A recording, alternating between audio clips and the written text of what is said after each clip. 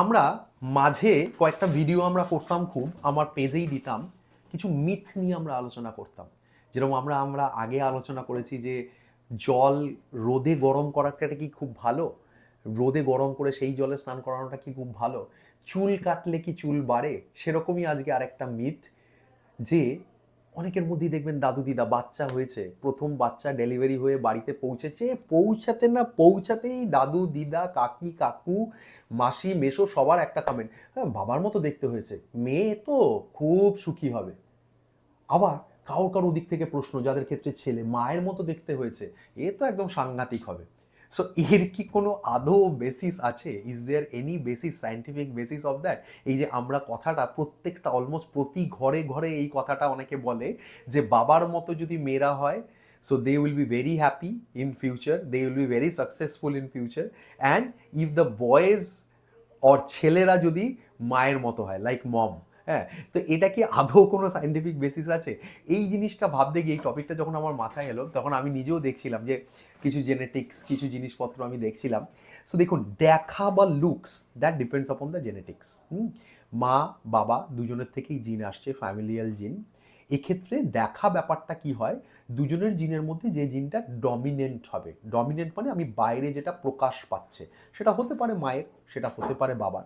But there is no hard and fast rule যে বাচ্চা কার মতো দেখতে হবে। আমি জানি এখন যে ভিডিওটা যারা দেখছেন, তারা যারা হবু মা বাবা বা যারা অলরেডি হয়ে গেছেন, প্রত্যেকেরই একটা এক্সপেকটেশন মনের মধ্যে থাকে, ইস আমার মতো যদি আমার বাচ্চা দেখতে হয় তাহলে তো দারুণ, লাইফ বনে গেল, তাই না? এরকম ভাবেন না?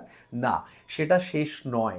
The beginning is that or future success, but that depends not at all upon the how the baby is getting, মানে ফিচার্সটা ওর কার মতো, মার মতো না বাবার মতো, তার উপরে কিন্তু ওর সাকসেসের এটা কিছুই ডিপেন্ড করে না। ওর পার্সোনালিটি, হ্যাঁ কিছু কিছু ফিচার্স আছে, কিছু কিছু ফেশিয়াল ফিচার্স হয়, কিছু কিছু হেয়ারের কালার হয়, কিছু কিছু আইবলসের কালার হয়, যেগুলো এই জেনেটিক্স ডিটারমাইন করে। কিন্তু একটা বাচ্চা তার ফিউচার লাইফে কতটা সাকসেস হবে, তার পার্সোনালিটি কতটা গ্রো আপ করবে, সে কতটা ভবিষ্যতে লাইফে বিরাট একটা জায়গায় যাবে, দ্যাট ডাজন্ট লুক, মানে দ্যাট ডাজন্ট ডিপেন্ড আপন, বা সে কতটা হ্যাপি থাকবে তার ফিউচার লাইফে, দ্যাট ডাজন্ট ডিপেন্ড আপন দা যে ও কার মতো দেখতে হচ্ছে, how he or she use to look. হ্যাঁ, সেটার উপর কিন্তু এটা ডিপেন্ড করে না।